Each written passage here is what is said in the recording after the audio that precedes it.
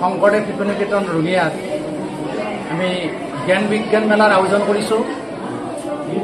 এই জ্ঞান বিজ্ঞান মেলাত চতুৰ্থ শ্ৰেণীৰ পৰা দশম শ্ৰেণীলৈকে 200তকৈ অধিক ছাত্ৰ ছাত্ৰী ভাগ লৈছে।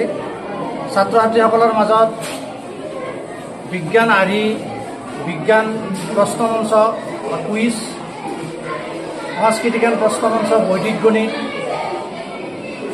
ভাষণ, আকস্মিক ভাষণ, এনেকুৱা ধৰণৰ বিভিন্ন ধৰণৰ প্ৰতিযোগিতা আয়োজন কৰা হৈছে।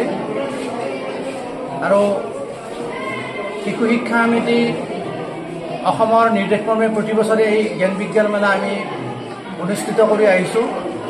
ছাত্ৰ ছাত্ৰীসকলৰ যাতে বিজ্ঞানৰ প্ৰতি ধাউতি বাঢ়ে, ছাত্ৰ ছাত্ৰীসকলৰ মাজৰ পৰা যাতে আমাৰ বিজ্ঞানৰ সৃষ্টি হয়, সেই মহান উদ্দেশ্য আগত ৰাখি আমি এনেকুৱাকৈ জ্ঞান বিজ্ঞান মেলা প্ৰতি বছৰে আয়োজন কৰিছোঁ। মই ছাত্ৰ ছাত্ৰীসকলৰ উজ্জ্বল ভৱিষ্যত কামনা কৰিছোঁ।